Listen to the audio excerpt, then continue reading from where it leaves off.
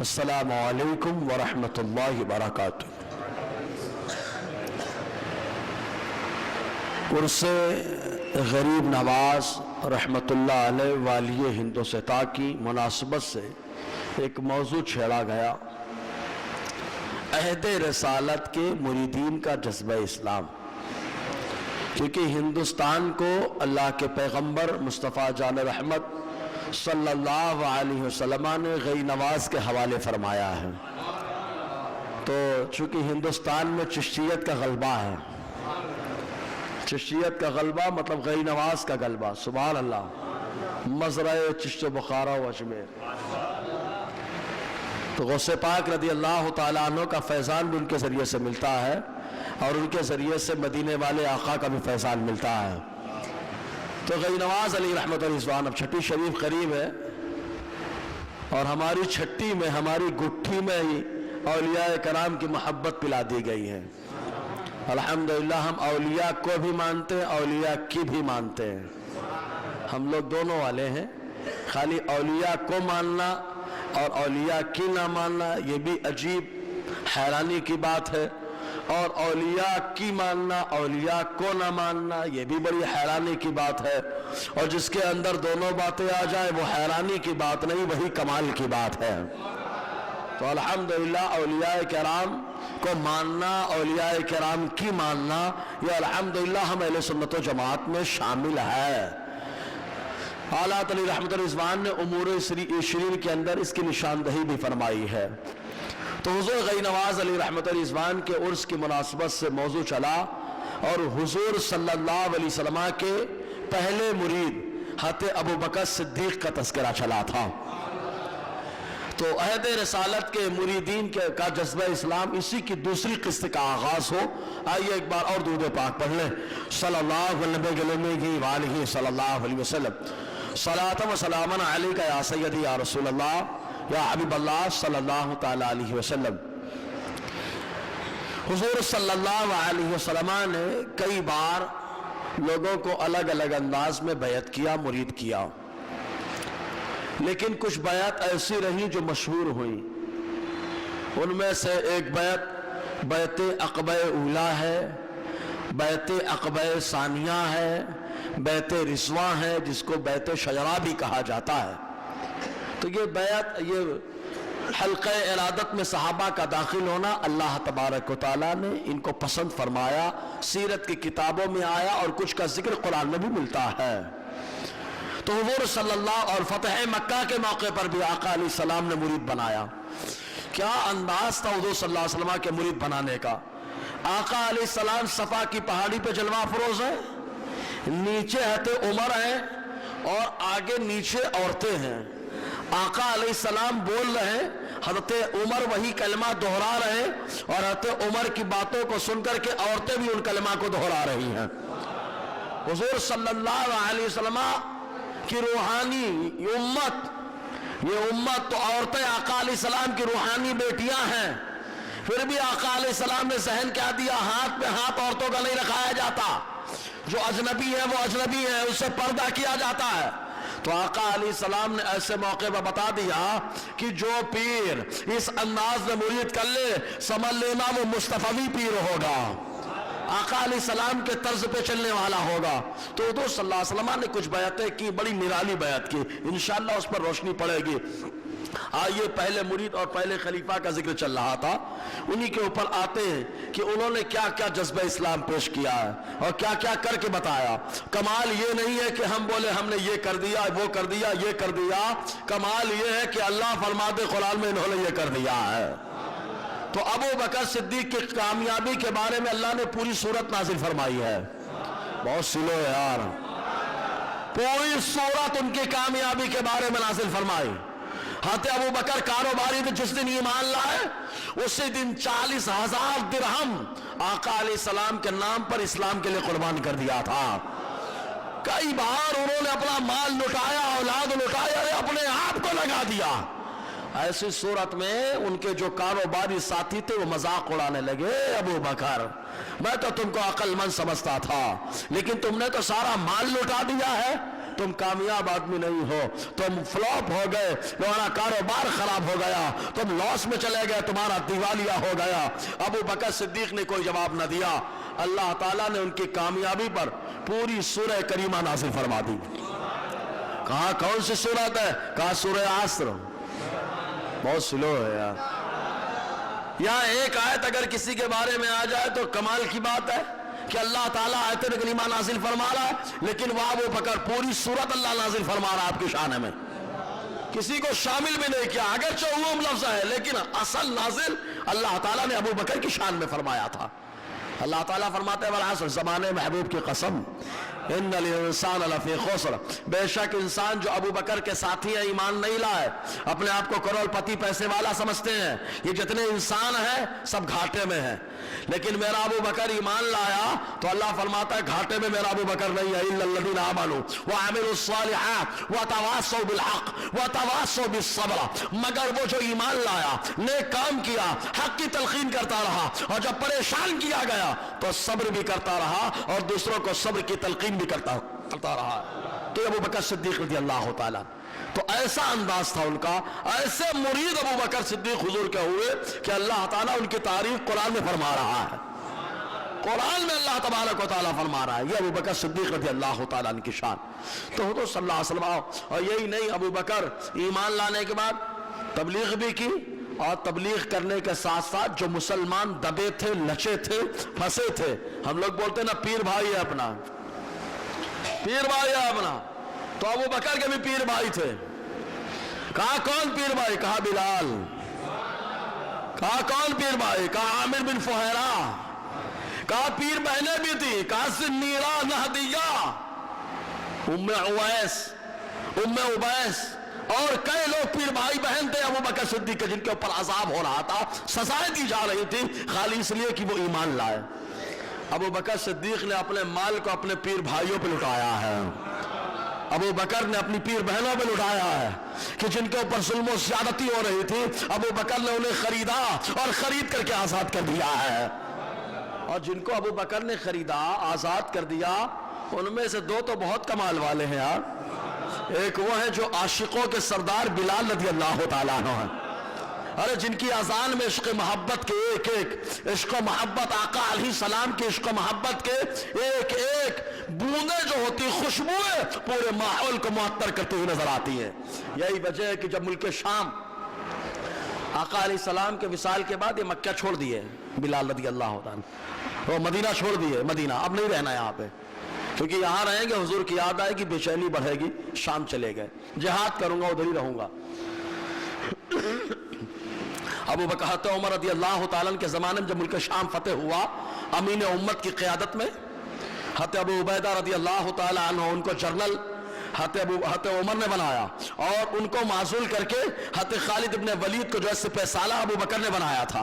हज़रत खालिद इब्न वलीद बड़े सख्त रहे, तो उनकी सख्ती को सख्त, लोग खाली ये ना समझे कि मुसलमान बड़ा सख्त होता है, तो नरमी बताने के लिए हज़रत उमर ने उनको माज़ूल करके दोबारा हज़रत अबू उबैदा को सरदार बना दिया था, ताकि मालूम हो जाए जहां सख्ती है वहां खालिद है, और जहां नरमी है वहां अबू उबैदा है।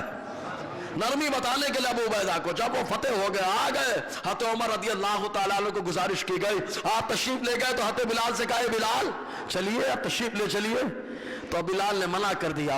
लेकिन उसी रात आका अलैहिस्सलाम का जलवा मिल रहा है। ए बिलाल, ये कैसी जफाकशी है, बिलाल ये कैसी दूरी है, ये बिलाल ये कैसी बेरुखी है।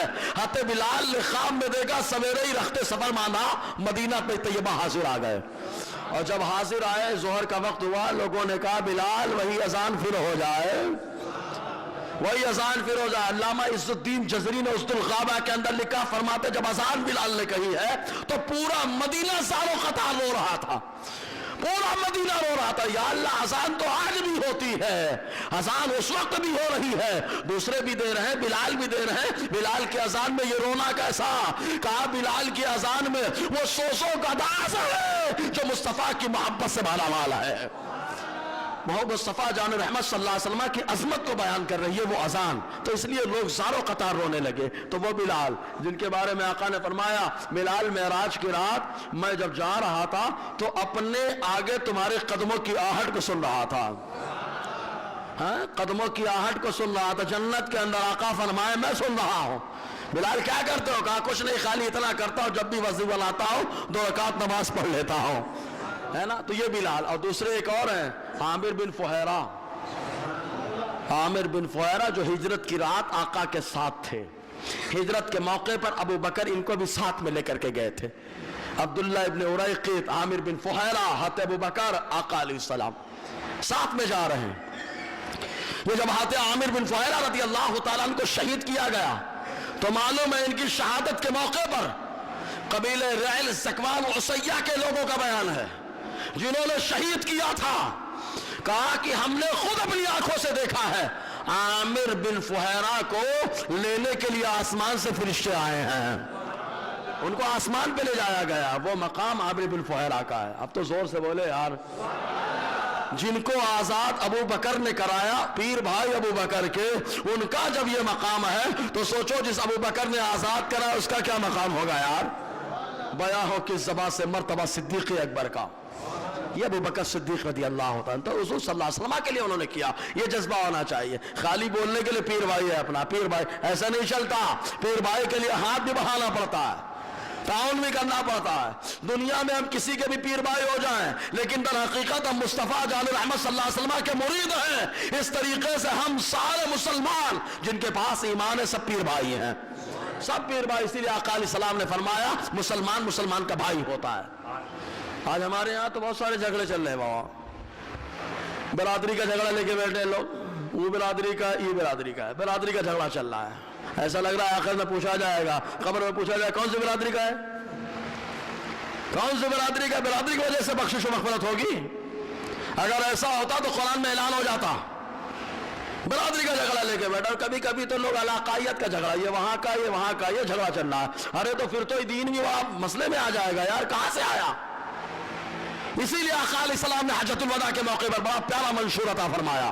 آقا فرماتے گورے کو کالے پر کوئی فضیلت نہیں ہے، عربی کو عجمی پر کوئی فضیلت نہیں۔ کیوں؟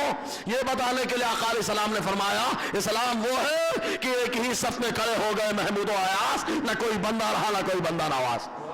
اسلام میں خالی ایک برادری ہے، کہا کون سی برادری؟ قرآن کہتا ہے ہمارا ایمان قرآن پہ ہے۔ سبحان اللہ، زور سے بولیے یار، ہمارا ایمان کس پہ ہے؟ اور قرآن کا انکار کرنے والا سوچے کہاں جا رہا ہے وہ۔ اس لیے قرآن میں خالی ایک برادری ہے، کہا کون سی برادری؟ کا انما المؤمنون اخوہ، بولو سبحان اللہ۔ قرآن کہتا ہے جس کے پاس ایمان ہے وہ آپس میں بھائی بھائی ہیں۔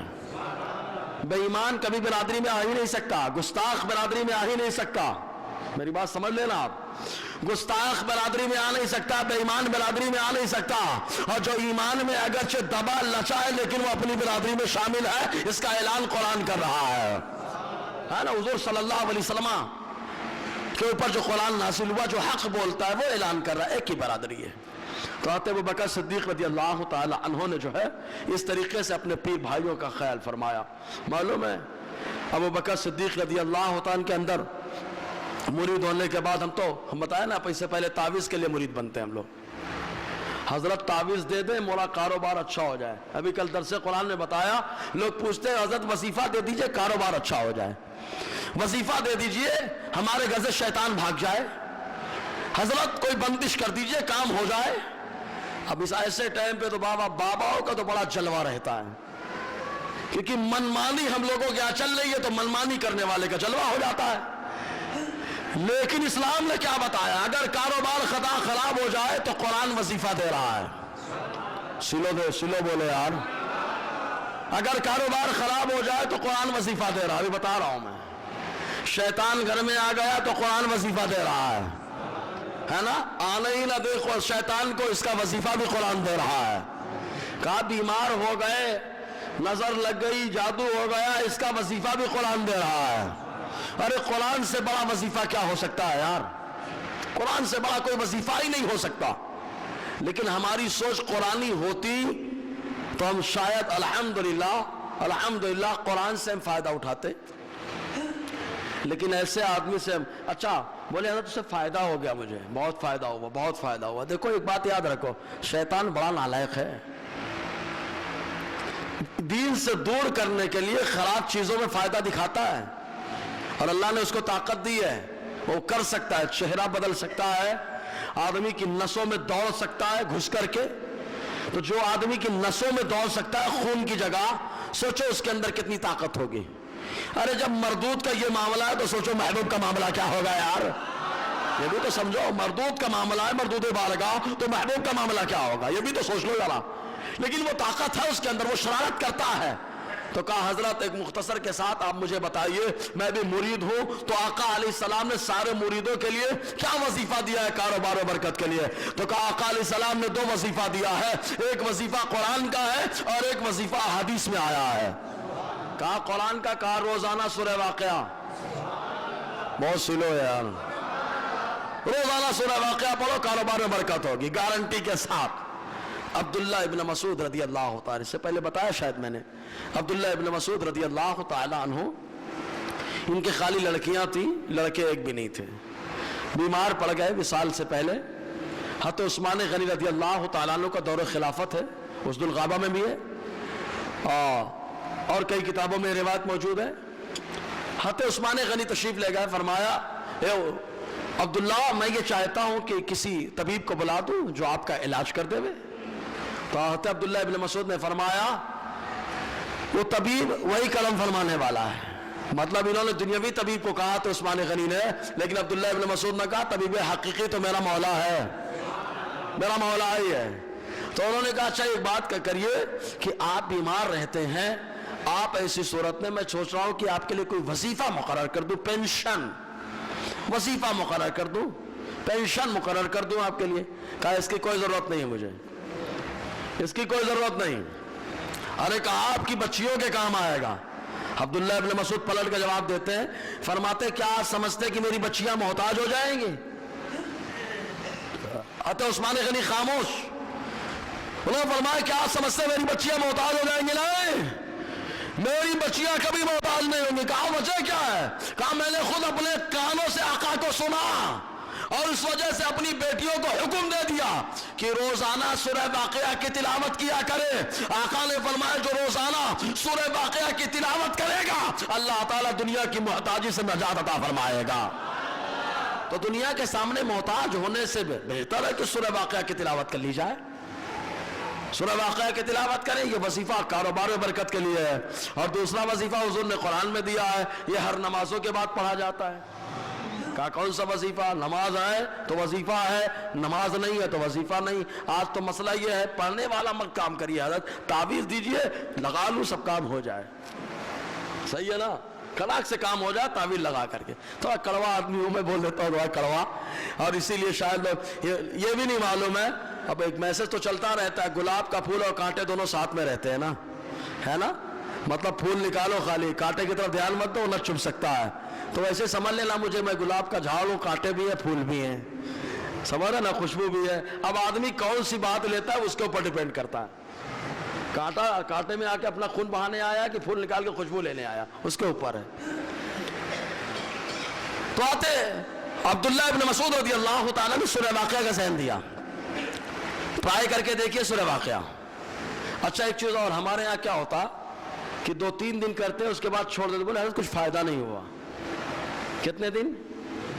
زور سے بولیے نا. 2-3 دن کرنے کے بعد کچھ فائدہ نہیں ہوا. ابے 2-3 دن میں تو یار آدمی کی صحت بھی نہیں بنتی. جم بھی جانے کرنے جاؤ گے تو 2-3 دن میں صحت نہیں بنے گی، سمجھ رہے نا.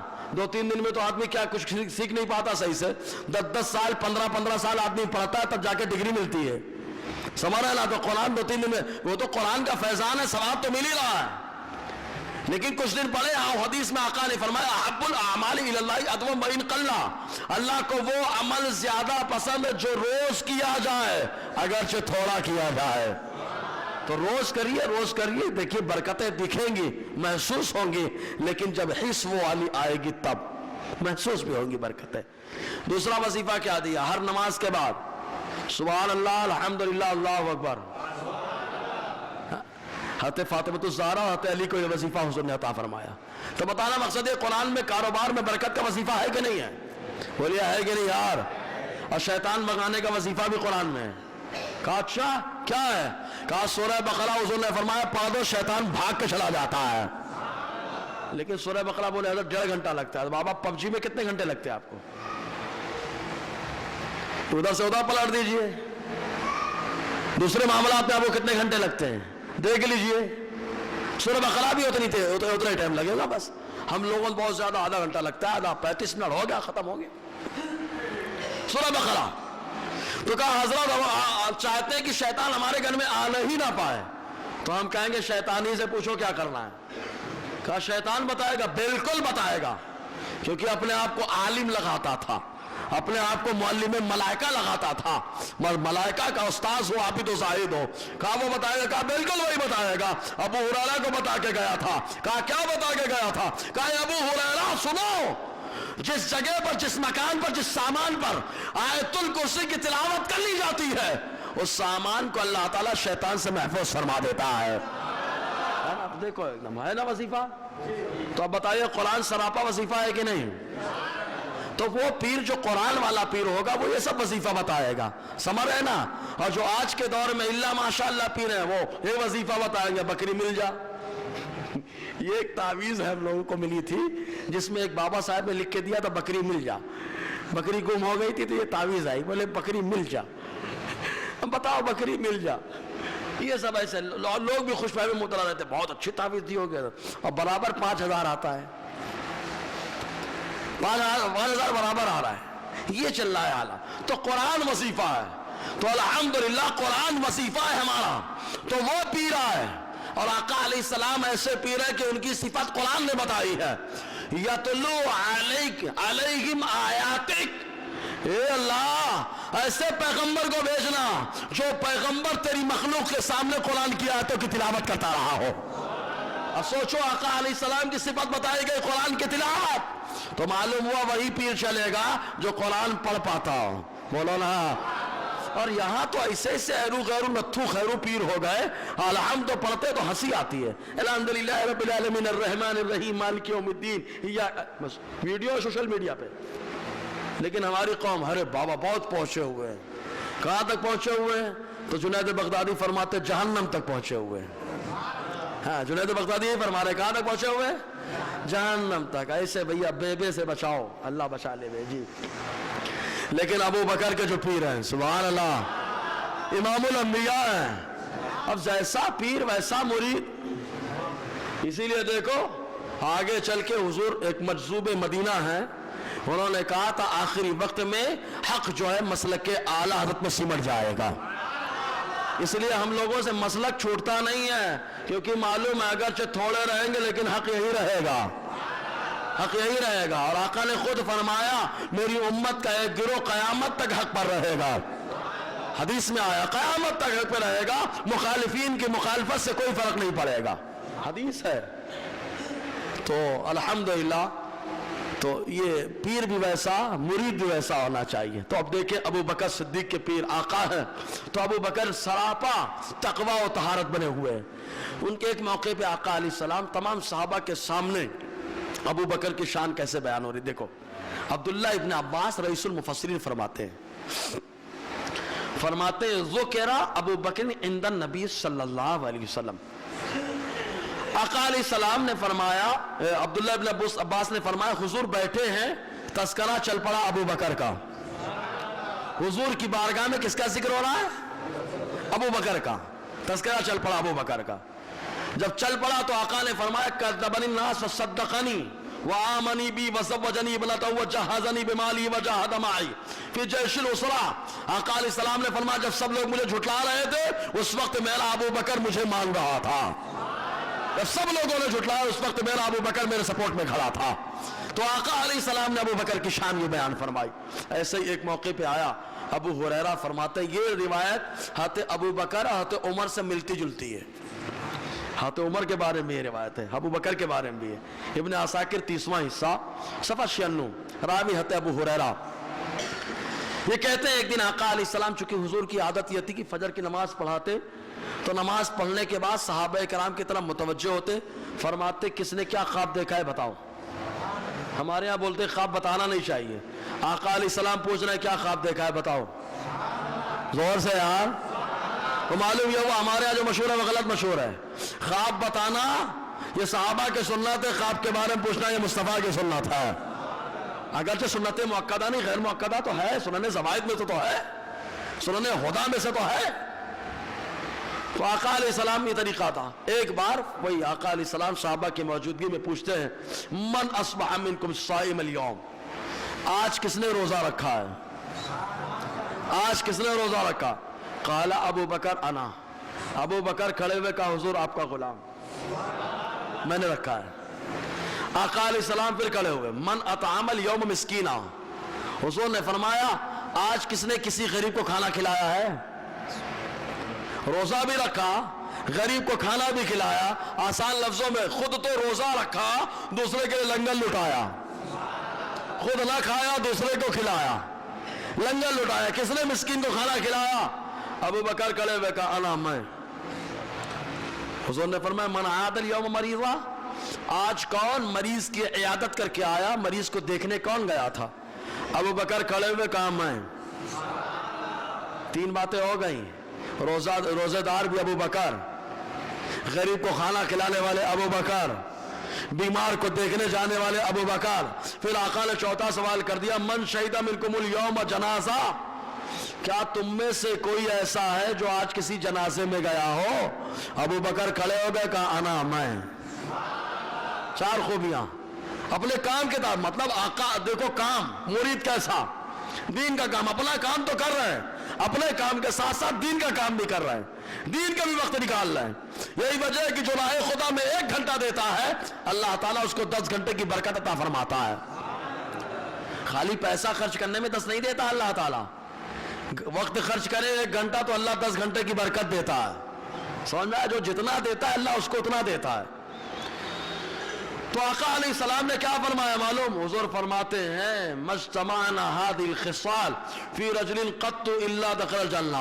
یہ چاروں خوبیاں جس کے اندر جمع ہو جائیں کہ دن میں روزہ رکھ کے مسکین کو کھانا کھلائے اور جنازے میں چلا جائے اور بیمار کو دیکھنے جائے، آقا فرماتے ہیں اللہ تعالیٰ اس کا داخلہ جنت میں فرمائے گا. اللہ تعالیٰ اس کا داخلہ جنت میں فرمائے گا. تو ابو بکر صدیق کو جنتیوں نے بشارت دے دی مصطفیٰ نے. تو یہ آقا علیہ السلام نے ابو بکر صدیق کے کام کی تعریف کی. ایسے ہی عبداللہ ابن عمر رضی اللہ تعالیٰ نے ایک موقع پہ فرماتے ہیں انہی معاملات کی وجہ سے آقا علیہ السلام نے فرمایا لو وزن ایمان ابی بکر بے ایمان اہل ارض لرجحا. یہ بات زبردست آقا کا فرمان. حضور نے فرمایا ساری روئے زمین کے تمام مسلمانوں کا ایمان ایک پلے پہ رکھا جائے، ساری روئے زمین کے مسلمانوں کا ایمان ایک پلے پہ رکھا جائے اور ایک پلے پہ ابو بکر کا ایمان رکھا جائے، اللہ راجحا. آقا فرماتے ابو بکر کا ایمان سب کے ایمان سے غالب آ جائے گا، سب کے ایمان سے غالب آ جائے گا. حضور فرما رہا ہے. اگر آج کا کوئی مولانا بولتا تو بولتے با مولانا تو کچھ بھی بولتے رہتے ہیں. ارے مولانا نہیں، ساری کائنات کا مولا بول رہا ہے، اللہ کا محبوب بول رہا ہے. حضور نے فرمایا ابو بکر کا ایمان غالب آ جائے گا. اور آگے آقا علیہ السلام نے ارشاد فرمایا. ایک چیز اور بتا دیں، ایک حدیث میں آیا اہل بیت اہل بیت. ہمارے ہاں تو سمجھتے خالی اہل بیت 4 ہیں بس. میرا بیان ہو چکا اس پہ. اہل بیت کتنے ہیں؟ لوگ یہ سمجھتے چادر لے لیا ہے، چادر میں مصطفیٰ نے چاروں کو. اہل بیت ایسے ہیں پنجتن ہمارے ہیں، یہی ہے نا. ارے یہ چاروں تو ہیں یہ یار، اور بھی اہل بیت ہیں، اور بھی اہل بیت ہیں. قرآن نے آقا علیہ السلام کی ازواج مطہرات کو اہل بیت کہا ہے. حضور کی ساری ازواج مطہرات کو قرآن نے اہل بیت کہہ دیا. ہمارا ایمان قرآن پہ ہے. تو ساری ازواج مطہرات اہل بیت ہیں کہ نہیں؟ اگر ہے تو بول دو یار. ساری اہل بیت، ساری ازواج مطہرات اہل بیت میں سے ہیں. کہا ازواج مطہرات تو رہ گئی، حضور کے شہزادے باقی رہ گئے. اب حضور کی بیٹیاں پردہ فرما گئی ہے 3، خالی ایک بیٹی باقی ہے اور آقا علیہ السلام کے نواسے ہیں. تو مصطفیٰ جان رحمت آیت نازل ہو رہی. کہا ازواج مطہرات تو اہل بیت میں ہے. اے اللہ میں اپنا اختیار دکھا رہا ہوں، اے مولا تیری بارگاہ میں میرا اختیار چلتا ہے، اس لیے چاروں کو بلا کے چادر میں ڈالا. حضرت ام سلمہ کہتی میں بھی آ جاؤں. آقا نے فرمایا نہیں، تم کو آنے کی ضرورت نہیں ہے، تم کو تو اللہ نے آلریڈی اہل بیت بنا دیا ہے. تو آقا علیہ السلام نے چادر میں لیا، اپنے اختیار کو دکھایا، یہ بھی اہل بیت میں سے ہے نا. آقا علیہ السلام نے یہ فرمایا ابو بکر اہل بیت میں سے ہے. اگر کوئی پوچھنا چاہے تو آئے، عربی میں ہے، میں ڈائری میں لکھ کے رکھا ہوں، آئے میرے پاس، تاریخ ابن عساکر کا حوالہ ہے۔ حضور نے فرمایا ابو بکر بھی اہل بیت میں سے، بولو نا، ابو بکر بھی اہل بیت میں سے ہیں۔ آقا فرما رہے ہیں ابو بکر اہل بیت میں سے ہیں، بولو ہو۔ رافضی کے منہ پہ تو ایسا پنچ پڑ رہا ہے، ایسا پنچ پڑ رہا ہے، میں تو کہوں گا بھگا کے جوتا پڑ رہا ہے۔ کیوں پڑ رہا ہے؟ کیونکہ اہل بیت، اہل بیت، ارے اہل بیت سے زیادہ، ہم سے زیادہ کون اہل بیت سے محبت کرے گا یار؟ محرم آتا ہے تو اہل بیت کی شان ہم بیان کرتے ہیں، تم تو صحابہ کی عظمتوں پہ حملہ کرتے ہو۔ تو ابو بکر بھی اہل بیت۔ اب ایک حدیث اور سنے، اسی تاریخ ابن عساکر کے اندر، آقا علیہ السلام نے فرمایا ابو بکر تو اہل بیت میں سے ہیں، اور آقا علیہ السلام نے یہ بھی فرمایا ابو بکر کی اولاد یہ میری اولاد میں سے ہے۔ اب آپ اعتراض کر سکتے کہ یہ حدیث تو تھوڑی سی ہضم نہیں ہو رہی۔ کہا کیوں؟ کہا اس لیے کہ عائشہ صدیقہ سے حضور نے نکاح فرمایا، تو کہا اولاد سے مراد یہ روحانی اولاد ہے۔ جیسے ہم بیان میں بولتے ہیں میری اسلامی ماں و بہنوں، تو کیا نکاح حلال ہے کیا حرام اگر کرنا چاہوں تو؟ وہاں بیوی بھی تو ہے۔ تو یہ عظمت بتانے کے لیے کیا، اگر سمجھ میں آئے تو بول دینا یار، سمجھے نا، عظمت بتانے کے لیے ہے، لیکن گھامڑ نہیں سمجھے گا، اور جس کے پاس اللہ نے عشق و محبت کا حصہ عطا فرمایا برابر سمجھ جائے گا وہ۔ تو ابو بکر صدیق کو آقا علیہ السلام نے اہل بیت میں سے مانا، اور ابو بکر کی اولاد کو بھی آقا علیہ السلام نے اپنی اہل بیت اور آل میں سے مانا ہے۔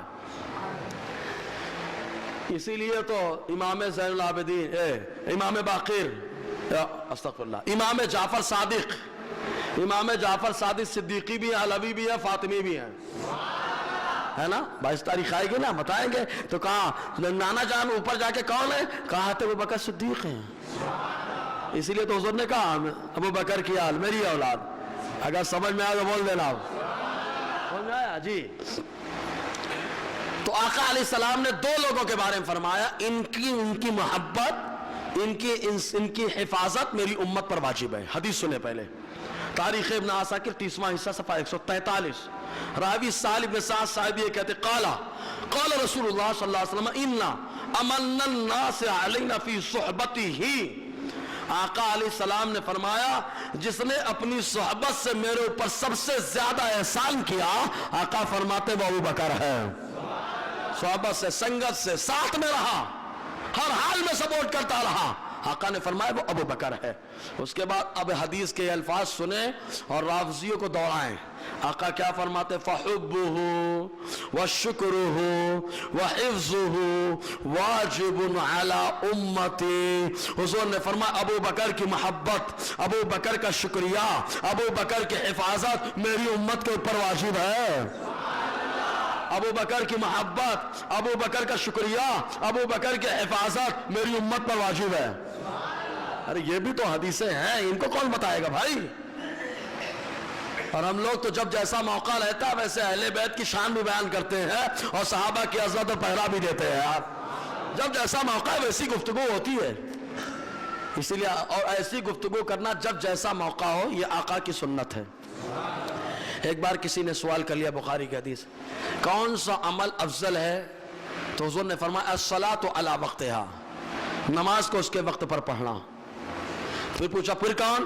کہا ماں باپ کے ساتھ حسن سلوک کرنا۔ پھر کہا جہاد کرنا۔ تو کہا اس میں نماز پہلے ہے، پھر ماں باپ کے ساتھ اچھا سلوک پہلے ہے، اور پھر اس کے بعد کیا ہے؟ جہاد کرنا۔ ایک روایت میں کیا آیا؟ آقا علیہ السلام نے پوچھا گیا کہ کون سا عمل افضل ہے؟ حضور نے فرمایا سلام کرنا۔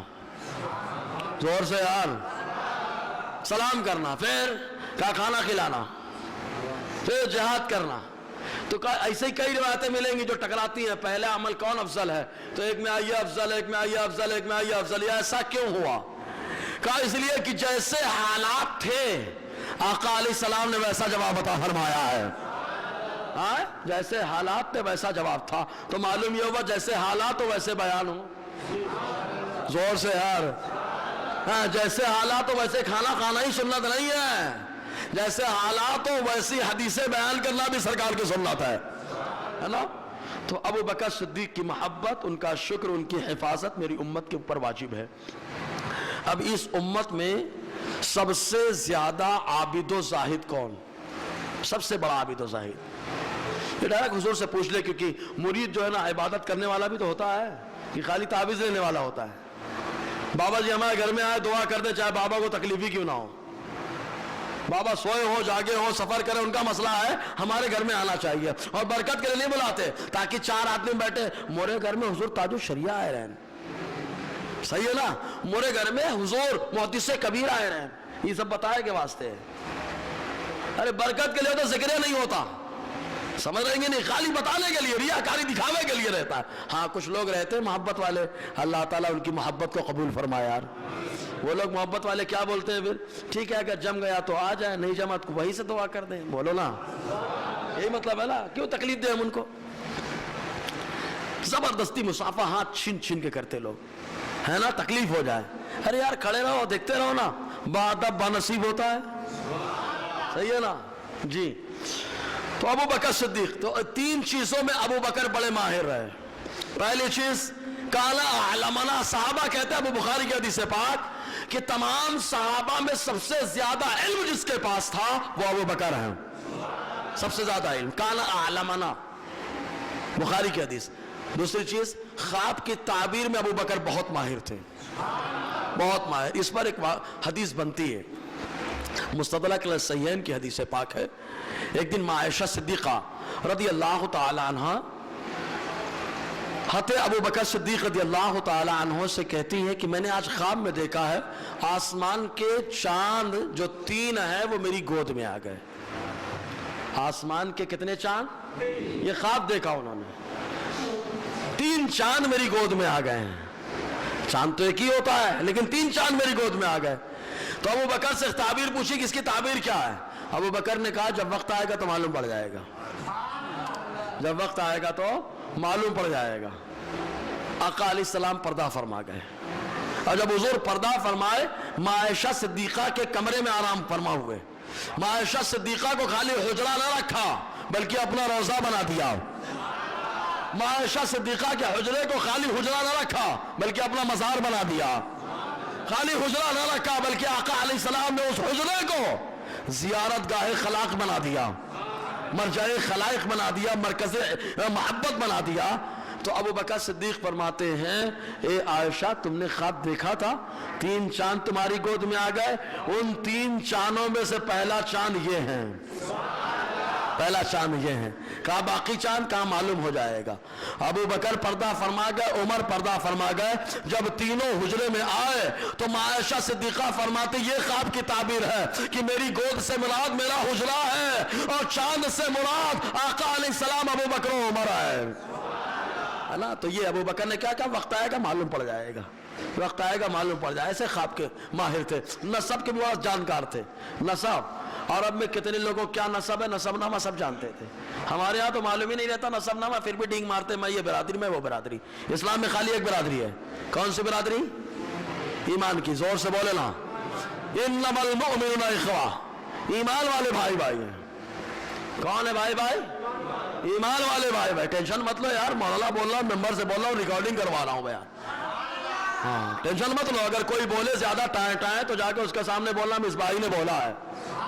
اور مصباحی اپنے گھر سے رضا پورہ گلی نمبر 2 سے نہیں بنا کے لایا, یہ وہاں سے بن کر کے آیا جس کو لامقہ کہا جاتا ہے. اللہ تعالیٰ کا قانون قرآن کہہ رہا ہے انما المؤمنون اخوہ, خالی ایمان والا ہے تب بھائی بنے گا جا کر کے. بھائی ایمان بھائی نہیں ہوتا. اس لیے اگر کوئی روم سے آتا ہے, صہیب رومی ہوتا ہے, تو ابو بکر نے گلے سے لگایا میرا بھائی آ گیا ہے. اگر کوئی فارس سے آ رہا تو حضرت علی نے گلے سے لگایا میرا بھائی آ گیا ہے.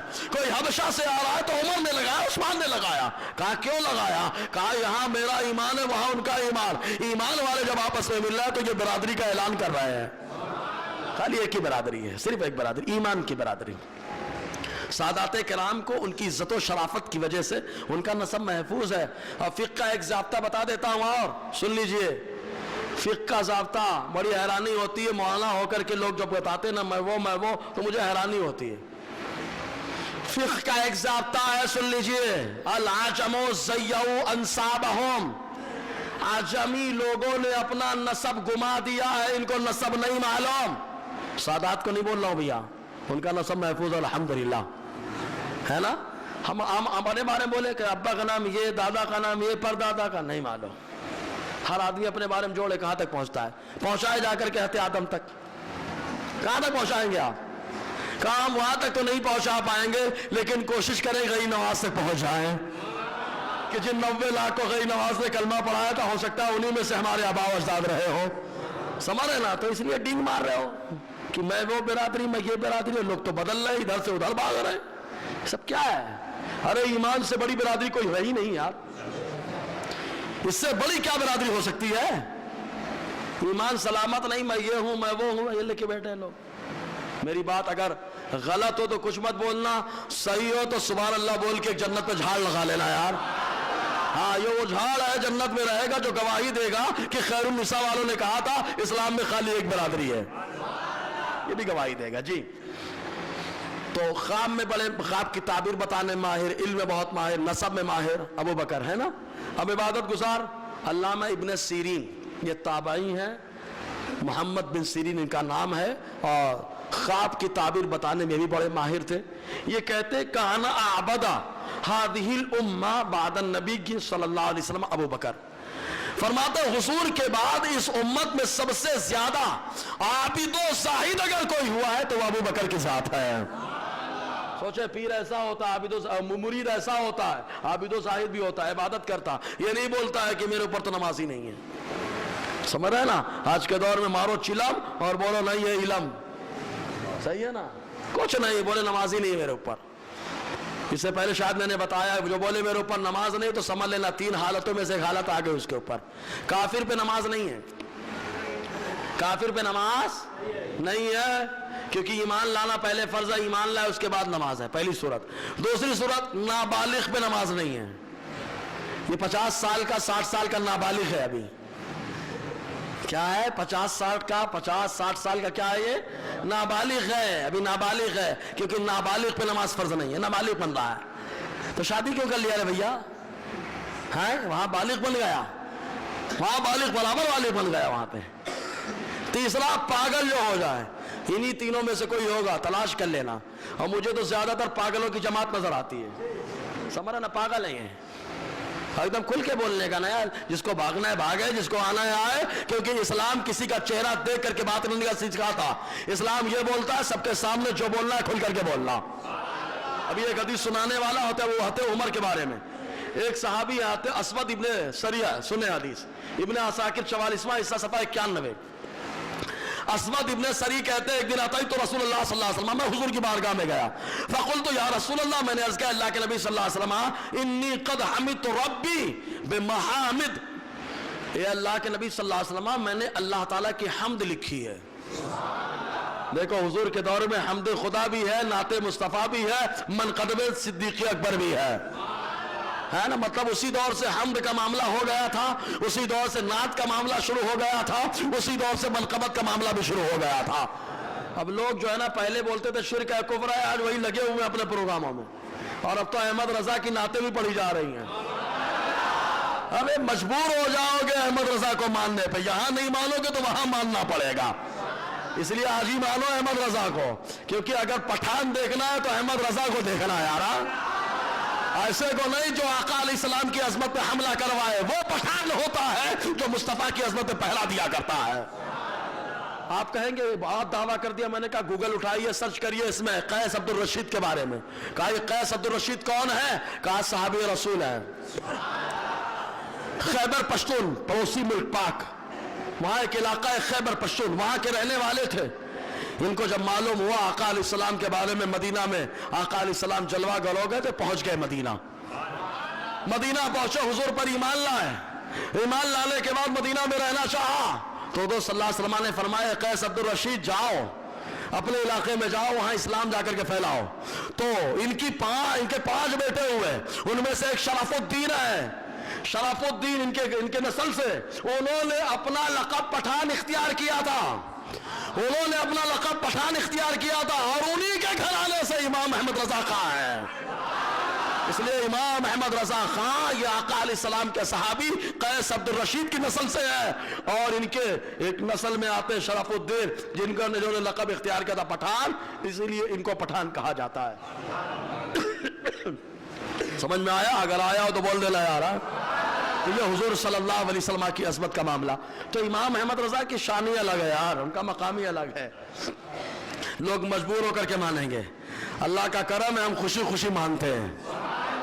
کیوں نہ مانے؟ غوث پاک کا فیضان امام احمد رضا ہے. غریب نواز کی چھٹی کا نام احمد رضا ہے. جو احمد رضا کو مانے گا وہ چھٹی والا ہے. سمجھ رہے نا؟ ورنہ نہیں مانتا تو سوچنا کون والا ہے وہ. سمجھ رہے؟ امام احمد رضا نے چھٹی کرنا ہم کو سکھایا. امام احمد رضا نے 11ویں کرنا ہم کو سکھایا.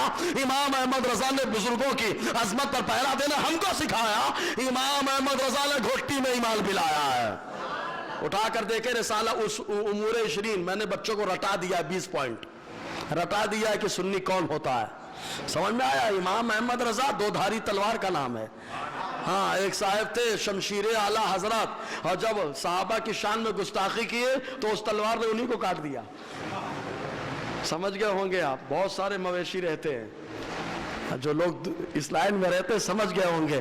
مسکرا رہے ہیں. نہیں سمجھے تو کوئی بات نہیں ہے، سمجھ میں آئے تو سبحان اللہ بنتا ہے یار.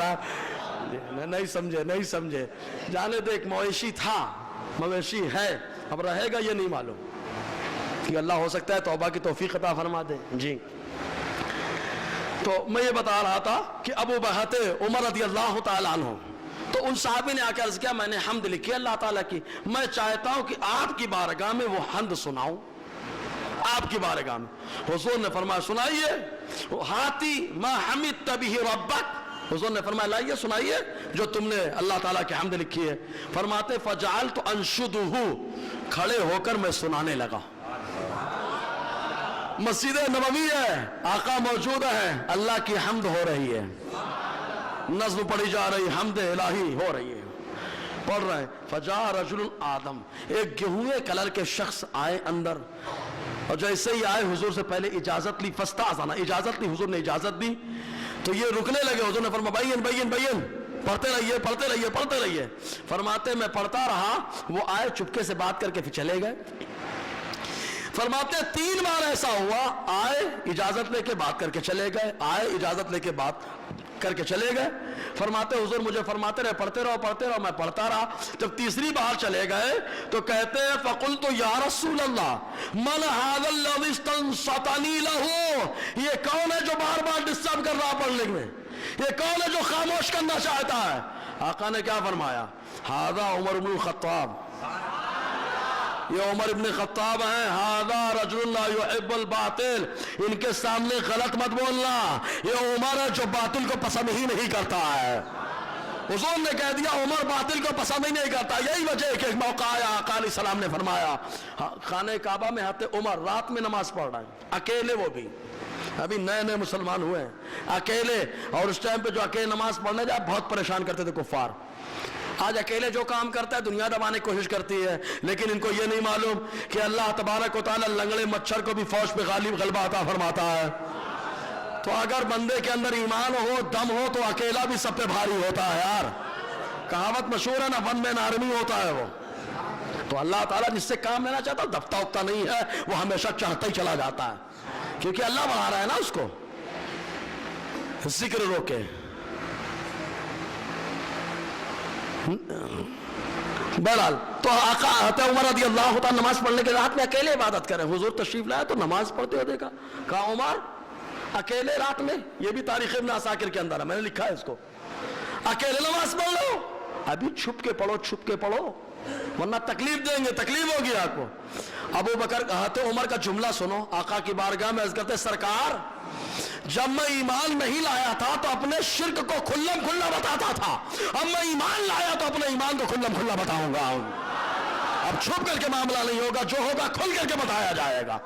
کیا ایمان ہے. جب عمر نے کھل کر کے بتایا تو شیطان دیکھ کے بھاگ رہا ہے. زور سے یار معلوم ہوا کھل کر کے بنو، جو بننا ہے کھل کر کے بنو، کھل کے میدان میں آؤ. تب آدمی جب کھل کر کے آئے گا تب شیطان بھاگتا ہے، ورنہ منافق کو تو شیطان گھماتا رہتا ہے. دونوں ہاتھ میں لڈو لینے کی ضرورت نہیں. الحمدللہ سنی پورا لڈو ہوتا ہے، ہم کو دونوں ہاتھ میں لڈو لینے کی ضرورت نہیں ہے.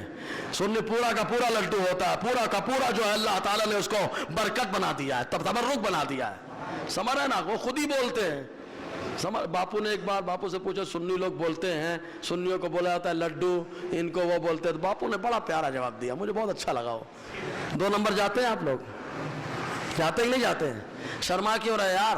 ہمارے نبی نے اس کا بھی طریقہ سکھایا، جب جاؤ تو الٹا پاؤں داخل کرو، دعا پڑھ کے جاؤ، قریب پہنچو تو کپڑا اتارو اور تنہائی میں بیٹھو، سطر مت دکھاؤ کہ سطر دیکھنے والا دکھانے والا دونوں پہ اللہ کی لعنت ہوتی ہے۔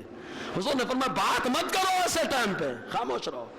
حضور نے ہم کو وہ بھی طریقہ سکھایا تھا۔ جاتے ہیں کہ نہیں جاتے؟ اب جاتے نا 2 نمبر، کتنی گندی چیز ہے وہ، وضو بھی ٹوٹ جاتا ہے۔ اچھا ایک بات بتائیے، لڈو اس پہ گرے تو خراب کون ہوگا؟ ہے بولو نا یار، لڈو کون خراب ہوگا؟ لڈو۔ اچھا لڈو رکھ دو اور گندگی کو گراؤ، خراب کون ہوگا؟ لڈو۔ کچھ سمجھ میں آیا؟ ہر حال میں لڈو ہی خراب ہوتا ہے۔ تو سنی لڈو ہے، وہ کیا ہے سمجھ لو آپ، اسی لیے سنی کہا جاتا تو لڈو ہے، قریب مت جانا ورنہ تو خراب ہو جائے گا۔ سمجھ میں آیا؟ خراب ہو جائے گا۔ تو اب لڈو بولے سمجھ لینا وہ والا لڈو ہے والا، یہ سنی برابر تبرک والا لڈو ہے یار، ہے نا؟ تو دونوں ہاتھ میں لڈو لینے کی ضرورت نہیں ہے، الحمدللہ سنی ہے، پورا وجود اللہ نے تبرک بنا دیا ہے۔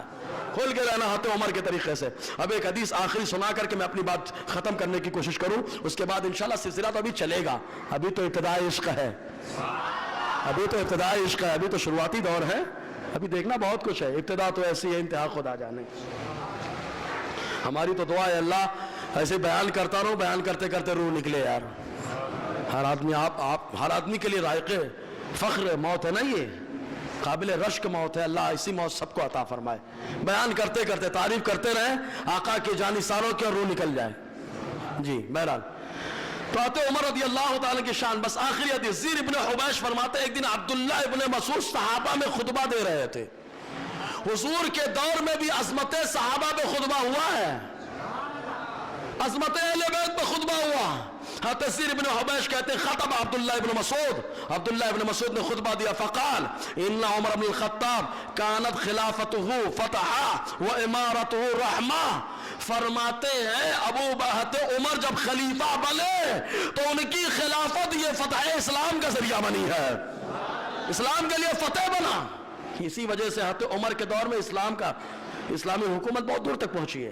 ٹینشن میں آ گئے رومی لوگ، سب ٹینشن میں، کسرا الگ ٹینشن میں، قیصر الگ ٹینشن میں، سب ٹینشن میں چل رہے تھے، کیونکہ عمر سے شیطان ڈرتا ہے، عمر سے شیطان ڈرتا ہے۔ اور آگے کہتے ہیں وَإِمَارَتُ ہو، اور ان کا امیر بننا یہ مسلمانوں کے لیے رحمت کا ذریعہ ہے، عمر کا امیر بننا۔